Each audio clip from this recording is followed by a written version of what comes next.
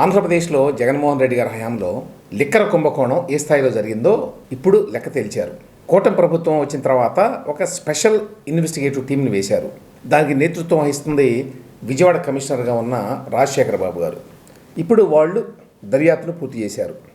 వాళ్ళు తెలిసింది ఏమిటి అంటే 5 ఏళ్ల కాలంలో 4,000 కోట్ల రూపాయలు అవినీతి ఇందులో జరిగింది. 4,000 కోట్ల రూపాయలు బొక్కారు లిక్కర్ దందాలో జగన్ ప్రభుత్వ హయాంలో అని తేల్చారు. ఈ 4,000 కోట్ల రూపాయలు ఎవరి ద్వారా వెళ్ళినాయి అంటే 2 ఎంపీల ద్వారా, ఒకరు లోక్సభ ఎంపీ, ఒకరు రాజ్యసభ ఎంపీ అని కూడా తేల్చారు. వాళ్ళ పేర్లు ఇంకా అఫీషియల్గా బయటికి రాలేదు, కానీ వాళ్ళ పేర్లు మనం ఊహించవచ్చు. లోక్సభ ఎంపీ అంటేనేమో అప్పట్లో రాజంపేట ఎంపీగా ఉన్న పెద్దిరెడ్డి మిథున్ రెడ్డి, రాజ్యసభ ఎంపీ అంటే విజయసాయిరెడ్డి.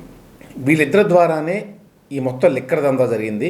ఈ 4,000 కోట్ల రూపాయలు వీళ్ళ ద్వారానే రూట్ అయింది అని చెప్పి తేల్చారు. ఈ దందా ఏ విధంగా జరిగింది? అధికారంలోకి వచ్చిన వెంటనే అటు డిస్టిలరీస్ని తమ పార్టీ వాళ్ళ ద్వారా చేతిలోకి తెచ్చుకున్నారు. మరొక వైపున రీటైల్ అవుట్లెట్స్ను కూడా ప్రైవేట్ రంగం నుంచి తప్పించి ప్రభుత్వ చేతిలోకి తీసుకున్నారు. So that end to end మొత్తం లిక్కర్ బిజినెస్ అంతా కూడా గవర్నమెంట్ చేతిలో ఉంటుంది. కాబట్టి ఏం జరిగింది, ఏం జరుగుతోంది అనే విషయం ఎక్కడా బయటకు పొక్కేటువంటి అవకాశం లేదు. ఇట్లా మొత్తం లిక్కర్ వ్యాపారాన్ని చేతిలోకి తీసుకోవడం వల్ల ఏ బ్రాండ్లు అమ్మాలి, ఏ బ్రాండ్లు అమ్మకూడదు, దేని ఎంత కొనాలి, ఎంతకు అమ్మాలి మొత్తం వాళ్ళే డిసైడ్ చేశారు, మూడో కంటికి తెలియకుండా.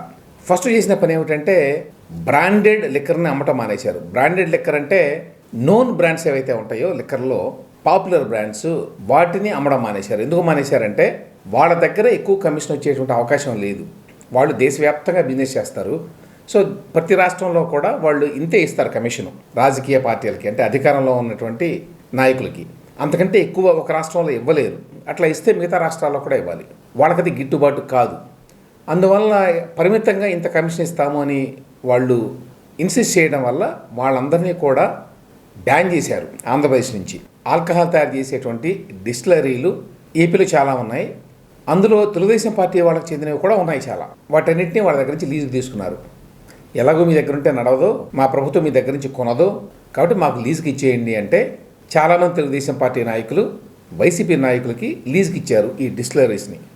సో ఆ డిస్టిలరీస్లో వీళ్ళకి కావాల్సిన పేర్లు పెట్టుకొని మందు తయారు చేశారు.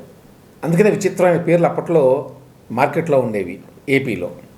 ఉదాహరణకి Daru house, British empire beer, governor choice, president medal, 7th heaven, power star 99 ఇట్లాంటి విస్కీలు మాత్రమే మార్కెట్లో దొరికేవి.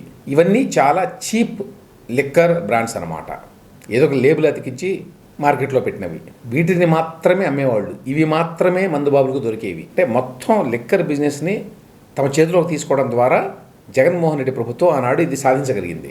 దానివల్ల ఏమిటి, 50 రూపాయలు తయారీ ఖర్చు ఉండేటువంటి ఒక లిక్కర్ బాటిల్ని 200కో 300కో అమ్ముకునేటువంటి అవకాశం దొరికింది. ప్రతి కేసుకి 150 రూపాయల నుంచి 200 రూపాయలు లంచంగా తీసుకునేవాళ్ళు అని చెప్పి ఇప్పుడు ఈ సిట్ వాళ్ళు దర్యాప్తులో తేల్చారు. ఈ రకంగా నెలకి 80 కోట్ల రూపాయలు అవినీతి సొమ్ము లిక్కర్ దందా ద్వారా అప్పటి పాలకులకు వెళ్ళింది. నెలకి 800 అంటే సంవత్సరానికి 960 కోట్లు. మొత్తంగా 5 ఏళ్లలో, అంటే ఈ పాలసీ అమల్లోకి వచ్చిన తర్వాత, అది ఇంప్లిమెంట్ అయిన తర్వాత అధికార పార్టీ నాయకులకి మిగిలింది 4,000 కోట్ల రూపాయలు అనేది అంచనా. దీనికి సంబంధించి సిట్ వాళ్ళు ఈ లోకల్ బ్రాండ్ మ్యానుఫ్యాక్చరర్ల దగ్గర నుంచి స్టేట్మెంట్స్ అనేవి తీసుకున్నారట. ఇప్పటిక ఈ దందా మీద చర్య తీసుకోవడమే మిగిలింది. ఎవరి మీద చర్యలు తీసుకుంటారు, ఎంత దూరం వెళ్తారు అనేది వేచి చూడాలి. కానీ ఈ మొత్తం వ్యవహారంలో ఈ 2 ఎంపీలు ప్రధాన పాత్రధారులు అయితే గ్రౌండ్ లెవెల్లో యాక్చువల్గా అమలు చేసింది మాత్రం కసిరెడ్డి రాజశేఖర రెడ్డి అనేటువంటి ఒక సలహాదారు జగన్మోహన్ రెడ్డి గారికి.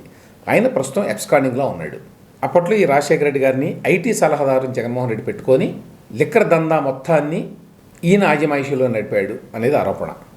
సిట్ వాళ్ళు ఈ విధంగా 2 ఎంపీలు ఉన్నారు, ఒకరు లోక్సభ ఎంపీ, ఒకరు రాజ్యసభ ఎంపీ అని చెప్పి ఈ రిపోర్ట్లో పేర్కొనడం వల్లే విజయసాయిరెడ్డి మొన్న ఈ మధ్యన రియాక్ట్ అయ్యి ఈ లిక్కర్ దందా వ్యవహారం మొత్తాన్ని నడిపింది జగన్మోహన్ రెడ్డి గారు ఉన్నప్పుడు కసిరెడ్డి రాజశేఖర రెడ్డే అని విలేకరులతో చెప్పాడు.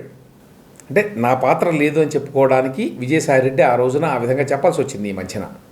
ఇందులో అవినీతి ఇంకా చాలా లోతుగా ఉంది. మొత్తం బిజినెస్ని కూడా క్యాష్ ద్వారా నడిపారు. దాదాపు 1,00,000 కోట్ల రూపాయల బిజినెస్ జరిగిందట 5 ఏళ్లలో లిక్కర్ ద్వారా. సో రీటైల్ షాపుల్లో 100% క్యాష్ డీలింగ్సే జరిగినాయి.